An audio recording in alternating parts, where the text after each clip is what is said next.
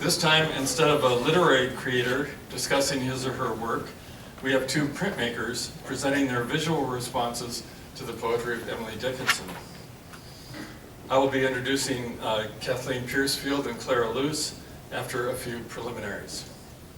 I'm Bob Wallace from the English department and also a member of the board of the Friends of Steele Library. We have several board members with us here tonight. Will you each stand up or wave so we can recognize you for your support of this series?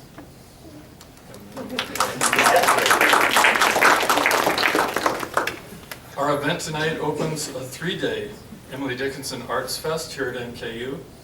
Tomorrow night we have a concert of Dickinson songs. Friday and Saturday during the day we have a marathon reading of Dickinson's complete poems.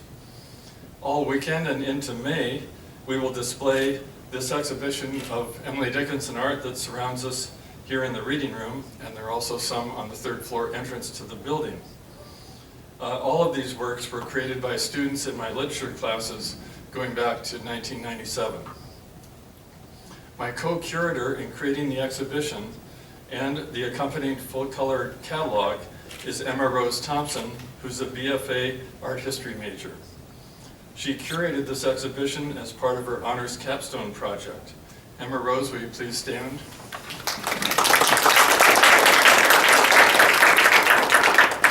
Tomorrow and Saturday, from 4:30 to 6 each day, student artists will be present to talk about their work. At 6 o'clock each night, we will have a reception to honor them. The reception on Saturday night will be a Dickinson tea party featuring many treats from Emily's own recipes. We have some great stuff. And I just learned a new quote from Dickinson. I'm writing little tags for each culinary treat that relate to Dickinson's life and poetry in some ways, and I came across this one: "Love's oven is warm." I love that. So, if you're interested in acquiring a catalog of the student art exhibition, we have a limited number of copies on the table back there in the back of the room. And we are also selling copies of a special broadside that John Campbell has created to commemorate tonight's event. There are two different versions of that. John, will you stand up? So, a very big poster for those of you who like posters back there. You can take a look at them. He's an all-purpose guy who's both a Dickinson artist and a board member of the Friends of Steele Library, and he's had a lot to do with bringing Clara Luce back from France. Thank you.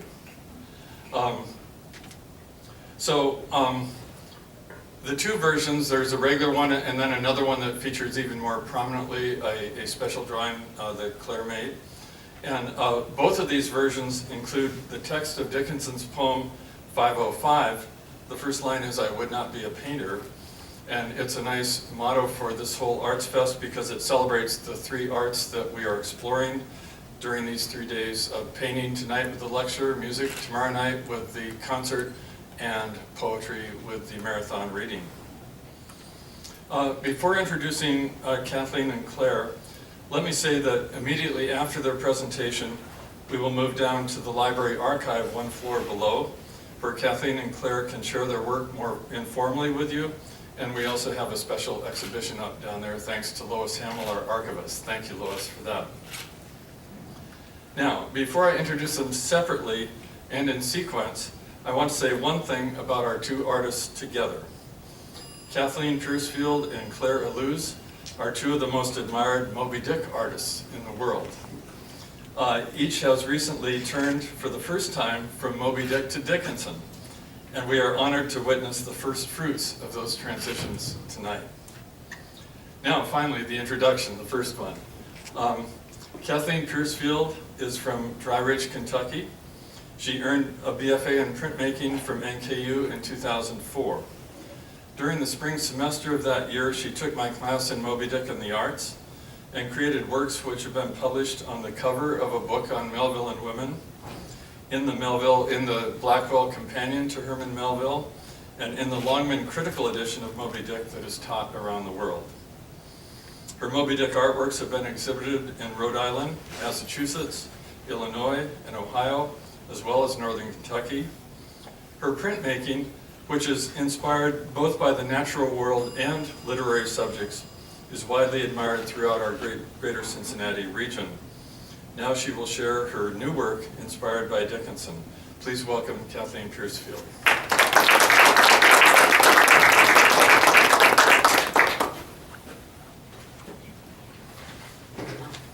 I think I need a little stool here. Well, to start out, excuse me, thank you for that wonderful introduction, Bob. To start out, I really wanted to mention another artist. Many of you are probably familiar with the artist Leslie Dill, who has been known for the inclusion of Emily Dickinson's work in her printmaking, painting, installations, and so forth.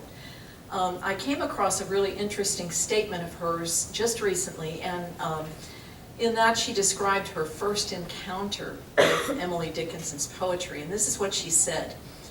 "I've never been a poetry person. I just started flipping through the pages, and then this magical kind of alchemical thing happened for me. Her words, some of them, just leapt out of the page and into my body. Some of them were bright blue. Literally, this is what it looked like to me. I actually had to close the book." I mention this statement just because my experience with Dickinson's work and relating it to art has been so different from that. I didn't experience any kind of epiphany. My work has come along rather slowly as a result of a little seed of an idea that Bob Wallace dropped in my consciousness one day about 2 years ago. It was actually in December of 2012. I went back and looked at the email to verify when this happened. He sent me an email and he said, "Are you familiar with this particular poem of Dickinson's? And have you ever thought about doing some work inspired by it?" And he didn't give me a printout of the poem, he just gave me the number. It was 1099. And so I had to go to my dusty copy of Emily Dickinson's poems, get it off the shelf and look it up. And this is what I found. I'll just read you the first stanza. "My cocoon tightens, colors tease, I'm feeling for the air. A dim capacity for wings demeans the dress I wear." And I thought, oh yes, that does relate to work that I've been doing, because some of my imagery at that time revolved around moths and wings and insects. So I printed out a copy of the poem and hung it on my studio wall, and then let it sit there for quite a long time and didn't come back to it until the summer of 2013. And at that time I was working on some pieces for another show I was going to be in. And one day I went down to the studio and thought, I'm going to do some monotypes. Now for those of you who aren't printmakers, monotypes are, that's a printmaking process that involves rolling some ink out on a transparent slab, glass or plastic, and then wiping it away to create an image.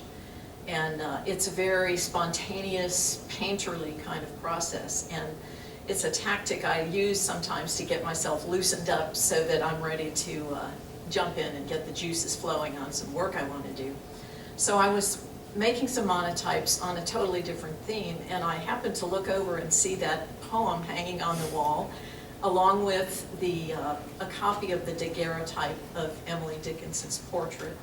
And I thought, well, maybe this is the time to tackle that idea. And so I rolled out some ink and made a few monotypes with Emily Dickinson in mind and with this poem in mind.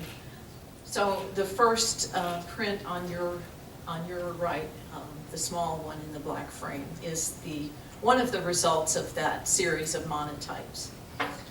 So then again, I left the idea for a while, let it lay dormant, and then in this past summer, I picked it up again and started with the idea of using another printmaking process that I really like, and that is collograph. Collograph is a process that uses a plate built from textured materials that are then inked, and each texture holds the ink a different way. And that it's very good for bold images, for bold textures and big shapes, but I wondered if it would work for something as delicate and finessed as a portrait. So I set out to try that, and after much trial and error, and even a scary moment when I tore into the plate and completely removed Emily's face and started over on it, I came up with a collagraph plate that I thought gave me some good results, and that's the work the farthest over to your left in the brown tones. While I was working on that, I was doing some reading about Emily Dickinson and more reading of her work. And one of the things that I discovered was that she had red hair. The daguerreotype that we're all familiar with shows her hair is dark, but you can't tell really what color it is. And learning that she had red hair made me do some alterations on that collagraph. And I also was reading about a letter that she wrote to Thomas Higginson when she was corresponding with him. He asked her for a portrait, and she said that she had none. And then she went on to describe herself to him. And what she said was that she was small like the wren.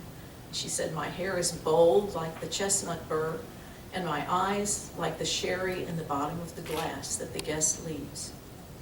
So those words, that lovely description that she gave, also informed that print. And the little bird that I put in it was there before I even read that mention of a wren, so it was kind of one of those happy accidents that happen sometimes. Another idea that I had was about her white dress. Of course, everybody's familiar with the fact that she later in life chose to wear predominantly white, even though none of the pictures that we have of her, which are very few, show her in a white dress. That was her common garb. And there's been a lot of speculation about why she wore white, some of it ranging from the idea of religious, mystical ideas to something about her failed relationships with men, that she never was a bride, right down to the very practical fact that in her day, white was the most practical fabric because it could be cleaned by bleaching, whereas calico was very delicate and the colors were fugitive, so any laundering of calico dresses resulted in their fading. So she may have worn white just for practical reasons. Whatever the case, my choosing to focus on her white dress, I felt that the white dress to me symbolizes all that we don't know about Emily Dickinson.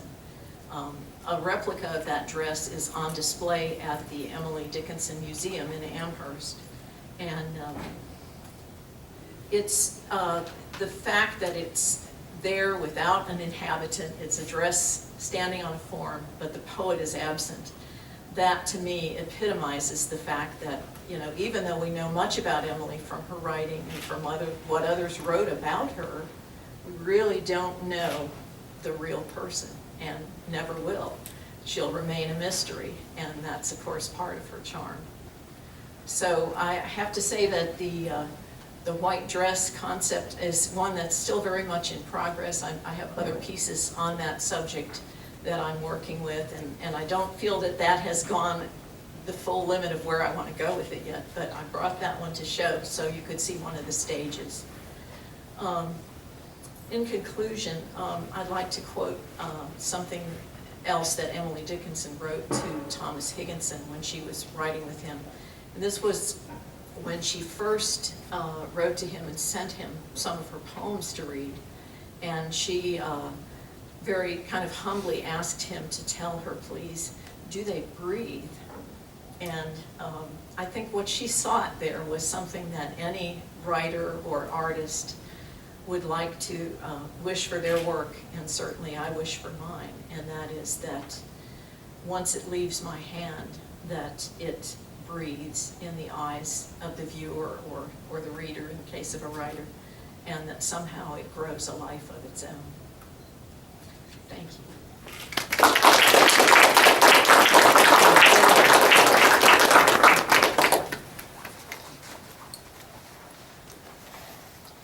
Thank you so much for sharing the works and the story of how they came to be. And I love how the dress just happens to fit with the dress on the wall so nicely. That was serendipity for sure. Claire Luce is from Charente, France. She first came here in 2011 to lecture on The Whiteness, her artist book inspired by the whiteness of the whale chapter in Moby Dick. In concept and execution, hers is the finest artist book ever made in response to Melville's novel, and our Steele Library archive has one of the 25 copies in the world. We are also acquiring a copy of Summer Boughs, the Dickinson book that Claire is presenting to us tonight. I'm delighted that we have in our audience many members of the printmaking community from Cincinnati side of the river, many of whom heard Claire speak here in 2001 or attended the workshop she did in 2013. She returns to us every 2 years like a comet after presenting new works at the Codex Book Fair in Berkeley, California. And we are very grateful to her for making these stops in northern Kentucky on the way back to France, and we hope there will be many more to follow. Last night, she flew in on a red-eye from San Francisco, and on Saturday and Sunday, she will be giving a printmaking workshop here in NKU's print room.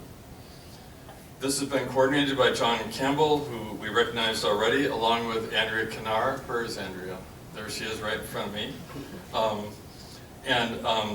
Andrea is a printmaking professor par excellence here at NKU, and we're extremely grateful to her for her distinguished teaching career. And I've been very fortunate to have several of her printmaking students, Kathleen and several others in my classes, which has been fabulous. We are grateful to the art department here at NKU and to the Cincinnati Book Art Society, as well as the Friends of Steele Library, for sponsoring tonight's lecture. Claire has asked me to comment briefly on the 3 Dickinson poems that have provided the inspiration for her Summer Boughs.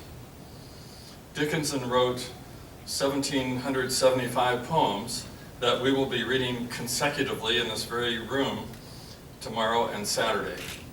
And it's always fascinating to see which poems out of that amazing constellation of words a visual artist will choose to engage with. Claire chose numbers 321, 419, and 764 out of the poems we'll be hearing this weekend. Her poems are best known not by their numbers, but by their first lines, and Dickinson did not give them titles. So here are the first lines of the 3 poems that Claire chose in the order in which Dickinson is thought to have composed them. Of all the sounds dispatched abroad, from around 1862. We grow accustomed to the dark, also 62. And presentiment is that long shadow on the lawn, 1863.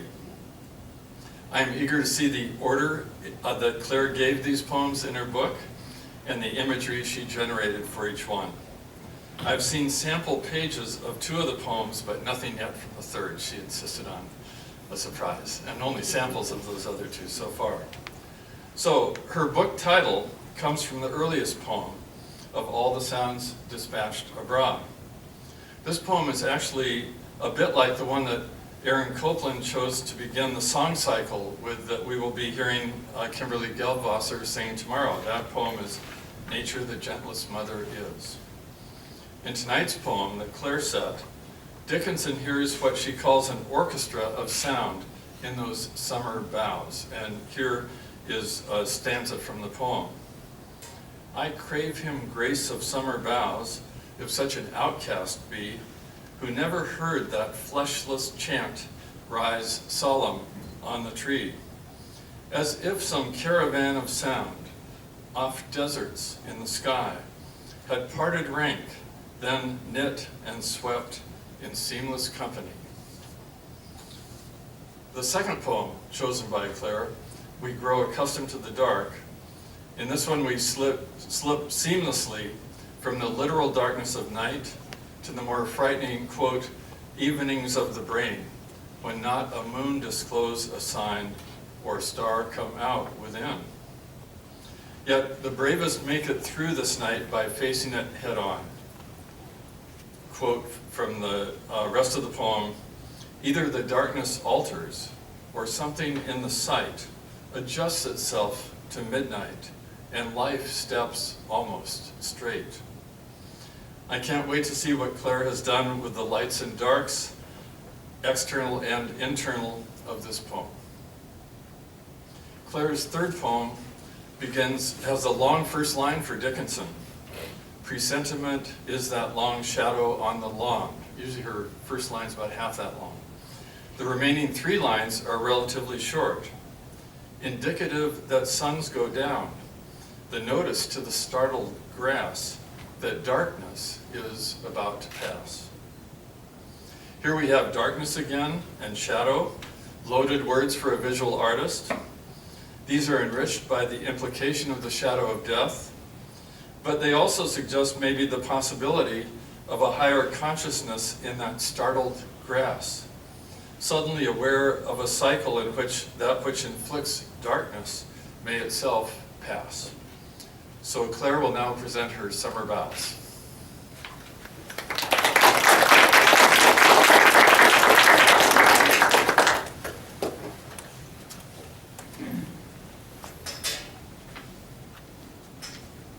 Thank you, Bob, for this wonderful presentation. I will try to get my presentation ready.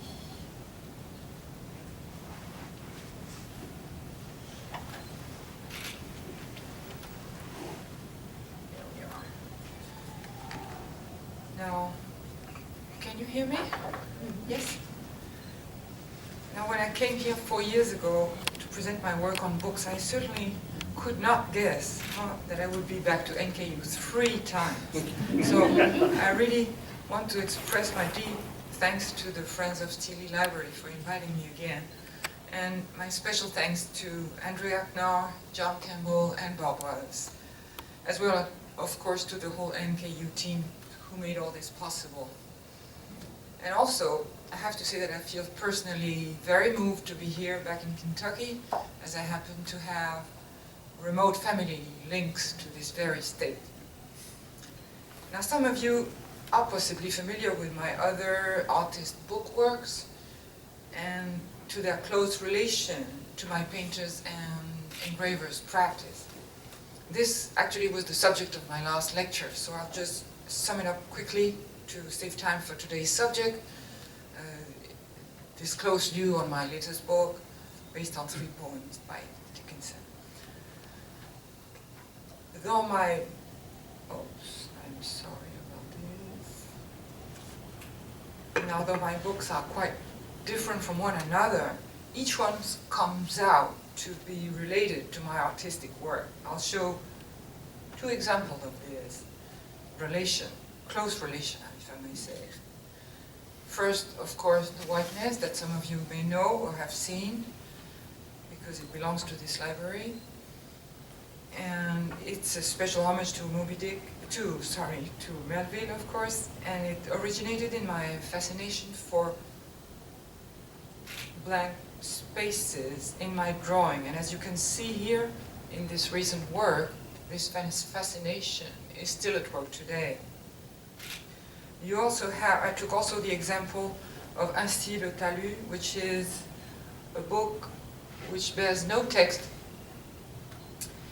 which I consider to be one of the final works of a series of researches I made about time in the perception of landscape. Now, what does it mean to me to make an artist book? Well, for me, making an artist book is to lead the text and the reader, of course, to an unexpected land, to an unexpected space, to a perception of both text and image, different than in usual reading. Sometimes this goes to the reader's surprise or even discomfort. And I will quote here a sentence that I like very much that Mr. Mark Dimination made in a lecture. Mark Dimination is the director of the Rare Book Department at the Library of Congress in Washington. I quote, "A good artist book makes you land somewhere." And I like very much this idea of going up and then down to somewhere you've never been to. And that's exactly what I consider an artist book to be aimed at. Now, how do I work with text? Because today text is very important in the work we're going to talk about. I generally read and reread the text until it starts existing on its own in my mind, even after putting it aside. And when I come back to it, I often get the strange feeling that it's like, the text is like cramped for room. And then, and only then, I know that it's in need for another support.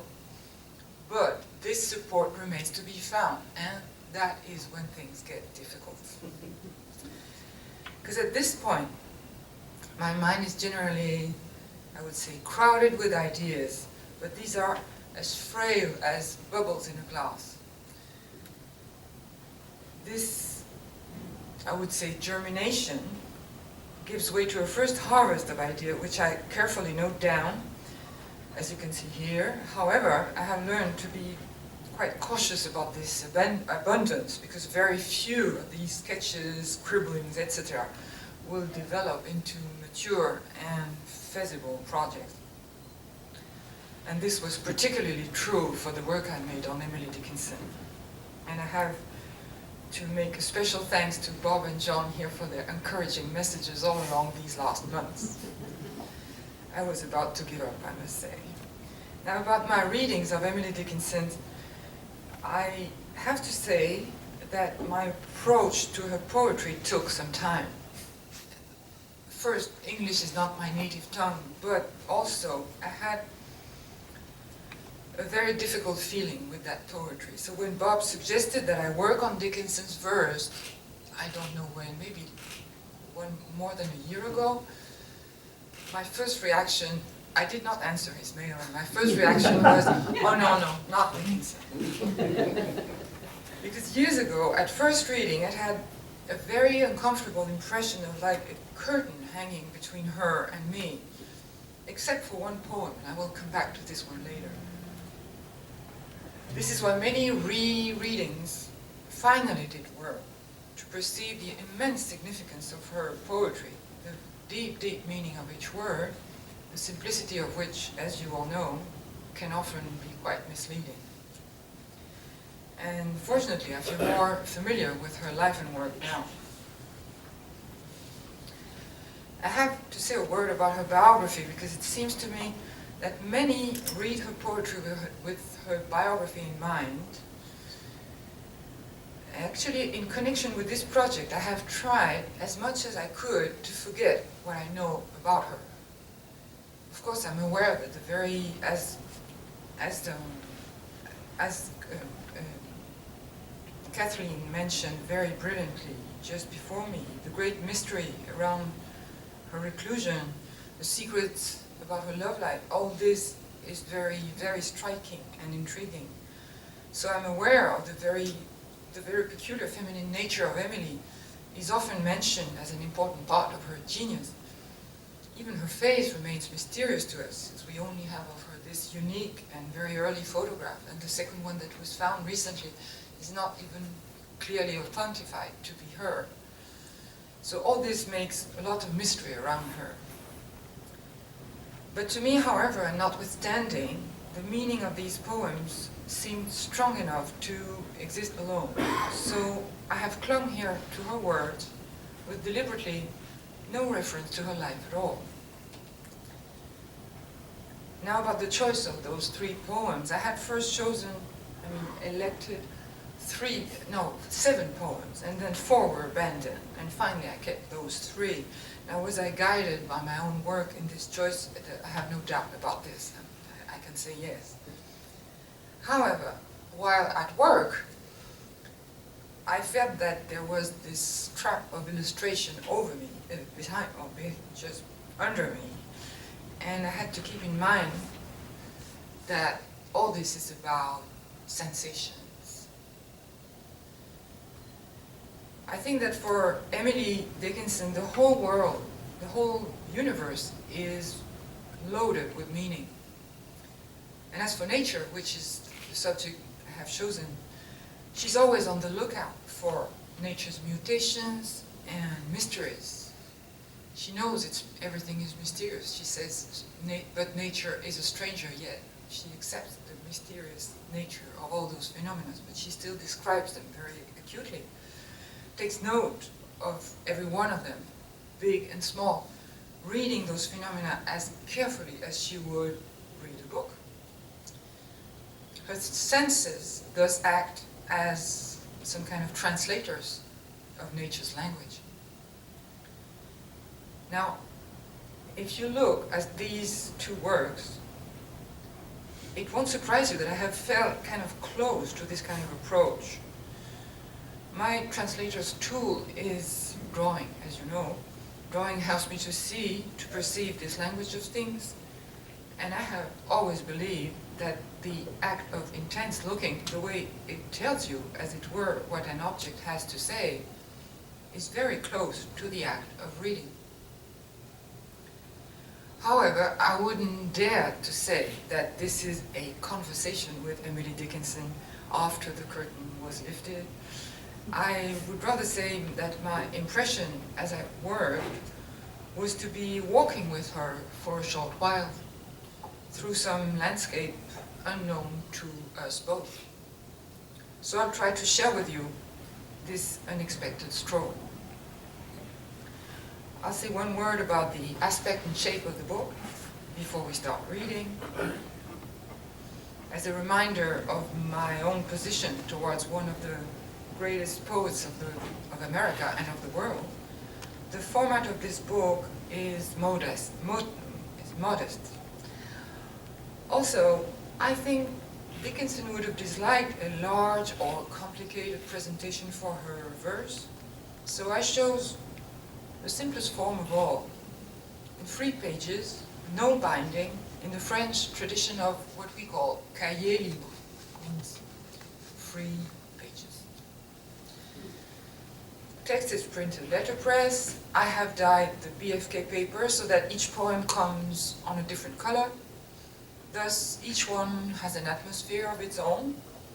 The cover, as you can see, bears an embossing evoking arrows or grasses in the wind, and the book is protected by a solid box. Now, if you please, let's open the book. Presentiment is the first poem I ever read by Emily Dickinson in an online poetry journal many years ago. And regarding the difficulties I had later, surprisingly enough, there was no curtain at all for this very one. My first impression was very clear. I just felt that this poem was written for me. I would find out later that this happens very often to Dickinson's readers. You just feel that she's talking to you and to you alone. And so, as you know, I have worked on subjects like grass, shadows, etc. And there we were, that long shadow on the lawn. I said, great, this is an absolutely magnificent poem. I'll keep that in mind. But there was no artist book project at the time. How could I know that the very title of this poem would turn like a kind of omen, a presentiment of something more to come with it? So when the project finally turned on last year, what could I do but insert this poem in the very first position?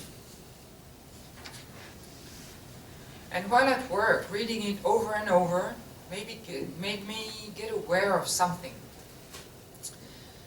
Emily Dickinson describes here her scary sensation of the coming of night. She does this, as usual, with devilish precision, if you consider how short the poem is. Having noted this, I knew I could risk what I often do in my books when I can, and that is to stretch the text in space up to its limits. I have to do something I don't like to do, but I'll do it anyway. It's to quote myself. It's from my last lecture, a few lines. Just to explain what I want to say by stretching. The stronger the text, the freer I feel to wring it and tear it to pieces, offering it a new life in artist's book form. I find that my total liberty in text treatment has no real limit, except coherence of meaning. bearing in mind as a priority that any technical choice can be made, provided it makes sense. I knew that with Dickinson I could try anything, that the meaning of the text would hold and it would stand. But it has to make sense within a book. So as this poem deals with the sensation in progress, it seemed a need, to me, for a horizontal space where a controlled slowness of reading would enhance this feeling. And this space would be in harmony with the vision of the ground from which, strangely enough, Dickinson makes darkness rise and not fall, as we usually say, for night. So as you can see, I cut the text into sections, spread lengthways along several pages. Thus, the reader slowly discovers this disturbing feeling which asserts itself progressively. And the long shadow stretches onto one whole double page. The bluish paper, irregularly hand-dyed on purpose, gives the whole thing a kind of uncertain, dusky light, quite adapted to the blackness of the coming shadow. And so we, the reader, become part of this grasp. We're also stopped by the coming of night, hopefully. So now we know that darkness is about to come. Sorry, that's it. But for the time being, I'd like you to look up and prick up your ears, because the wind starts to blow. And we shall be back to darkness a few pages later, when the night has completely fallen this time.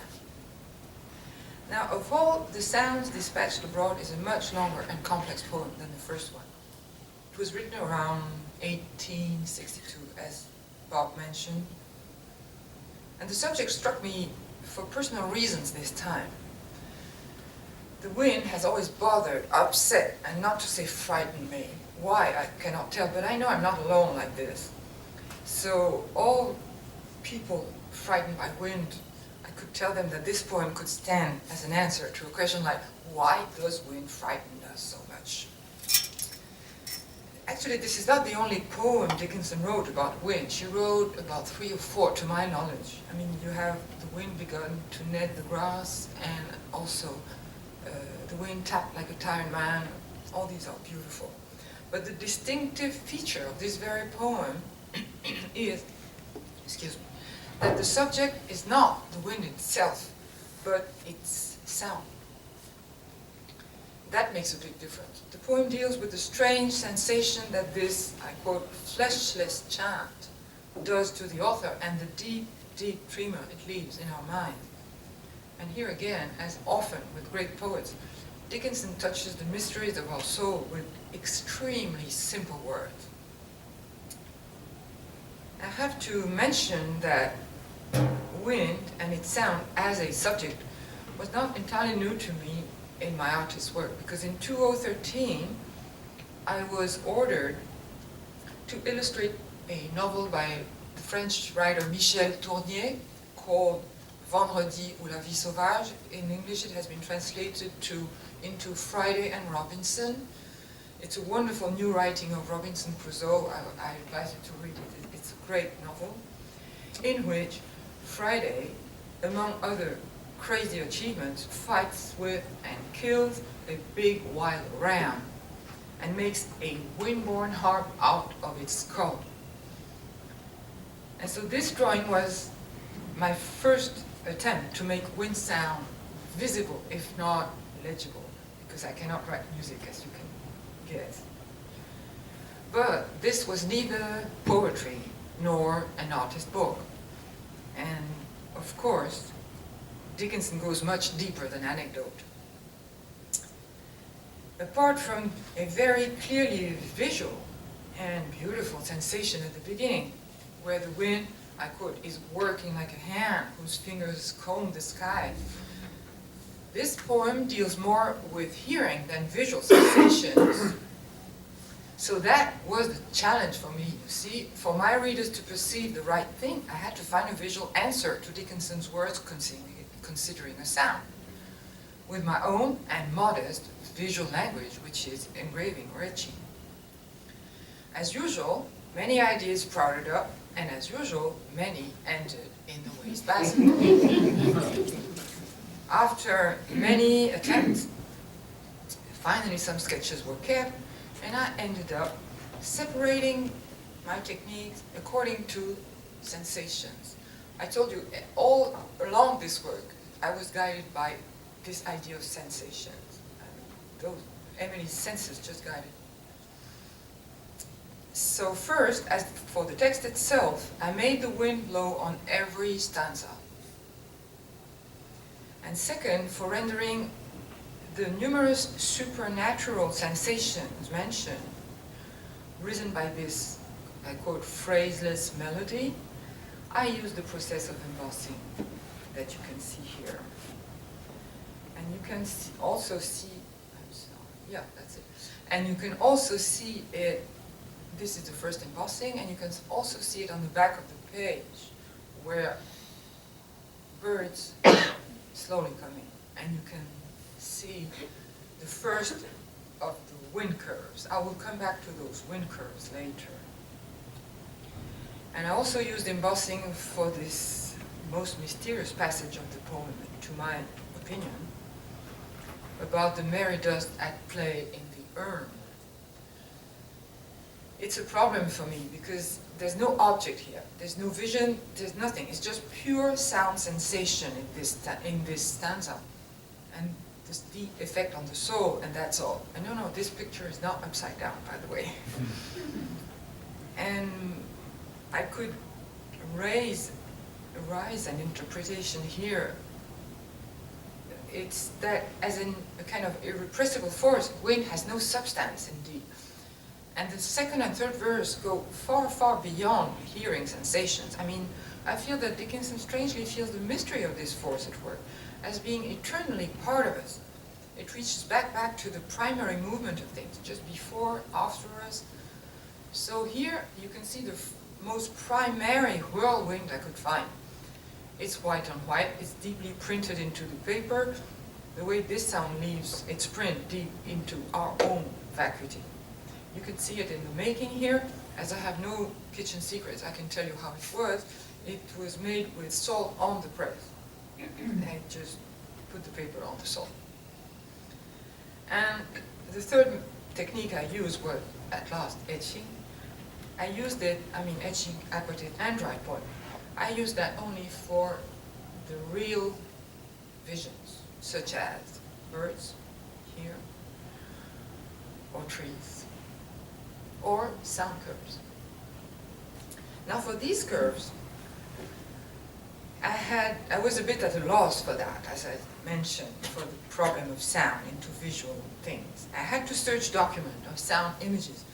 And I'm a lucky woman because I have a son who's an acoustic engineer, and he sent me those beautiful curves of wind sound. So beautiful, I wanted to put them right away like that in my book, but I said, no, I have to translate that. But I couldn't resist in showing them to you, because they're really beautiful. There is a close view of this one. There you are. It's really great. But I had to translate that. And he even made an attempt with a three-dimensional program to put this into a tree. Well, I consider these as studies, and I had to translate these, of course, so that the book remains coherent. So I managed to combine these curves with the etching I had made in order to make sound move through the etching, as you can see, or with the etching, is, or within the etching. And here's the end of the poem. The wind sound the curve gets entwined within the leaves of the tree, and it stands as an answer to the last word, quote, then knit and swept in seamless company, which is so beautiful, as I think. Now, the wind has finally calmed down. Oof, feel better. And night finally has come. I could say that the poem We Grow Accustomed to the Dark is here for 3 reasons. First reason, its meaning, of course. It matches perfectly the state of mind I was in while making this book. To me, this is a very rare poetic mention of very difficult moments about which generally artists do not like to talk. I mean, what Dickinson calls here those evenings of the brain. She describes here those terrible moments of uncertainty, of doubt that we all have. She describes them with the same precision and accuracy she has for any of her subjects. I personally often feel like groping my way while at work, especially in engraving, as you know, Andrea, because one has to work backwards on a piece of metal or zinc or anything, which will never be seen, never be on show, so you don't know what the result will be. So that was one of the reasons. The second reason was the obvious echo to the first poem, of course. It's like the continuity of it. And the third reason can be guessed by some people here. It's an obvious echo, somehow contrary to my book, The Whiteness. But to me, that was a perfect example of a poem totally reluctant to any kind of image.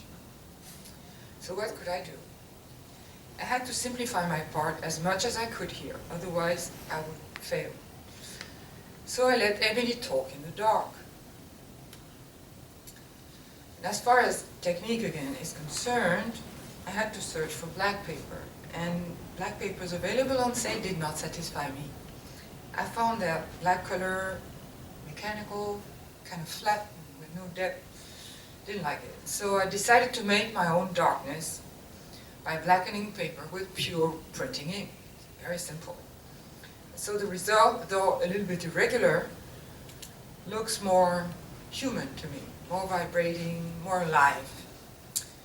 And as you can see here, just like in The Whiteness, but reversed, reading is a bit difficult, this time for lack of light. Now, the unexpectedly genial idea about this poem is that discomfort does not take end with light, but with our own habituation to its absence. I quote, "Something in the sight adjusts itself to midnight." And this is when life, though unsteady, finally steps victoriously in. Now let me ask you, is there a better lesson for someone with doubts? I mean, I think we should all thank Emily Dickinson for this optimist touch. And what a wonderful thought for finishing a book. So here is the colophon, short description of the book as usual, and I think we can close it now.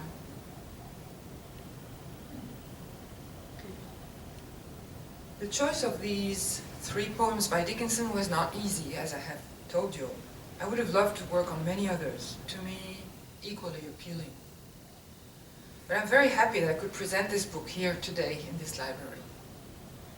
And though the author showed some kind of reluctance to open her door for me at the beginning, she finally accepted to walk a stroll for a few months. And I'm very grateful that she did. So I hope to make my readers discover or rediscover those 3 great poems of hers, and above all, to make them wish to read more. Because that is how poetry lives, you know, by reading and rereading. Thank you very much.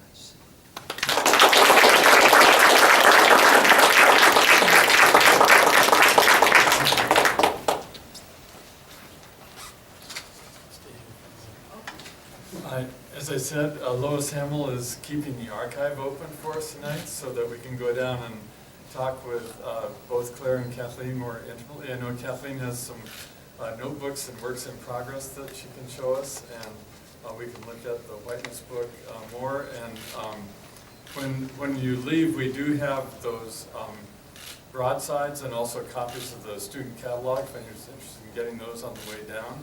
And let's just take one question here while we're all together. And Claire's here, or you can direct it to Kathleen, whoever you'd like, who wants to be the one questioner.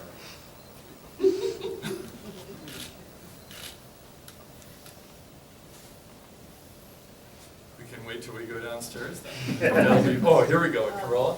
I have a question for you. As far as making the books, how did you progress from drawing and printmaking into the bookmaking? What led you down that? Well, I start generally with many sketches, as I show, and I cannot make an engraving without drawing before. So there are lots of side drawings that I didn't show here. But there are lots of them that are far or near related to this book. For instance, let's take the tree. I made many sketches of tree because before doing this one, otherwise it wouldn't have been solid enough. So drawing comes first. That's almost every time like this. I can ask a technical Go question. ahead. Sure. You're using Aquatin, Yes, and you have a home studio. I have a home studio. What is your primary Aquatin? What do you use for Aquatin? Do you use rosin? I use both actually. I use rosin and also acrylics in sprayers. Spray. That's it. I use both. When I want something very fine, I use resin. You say? Rosin. Rosin. Sorry. And when I want something rather coarse, then the spray is fine. It's faster, of course, but it's not the same result. So I like to have both types of aquatin, different textures. I'll pursue this. Sure, sure. Great pleasure. We like to talk crazy. Yeah. Anyone have one more question before we go downstairs? Okay, the archive, you can go down the elevator one floor, or there's stairs to the left. You can go down one floor and turn to the right when you get down there, or walk straight ahead from the elevator, and you'll see the archive right there, and we'll be there for a little while. Thank you.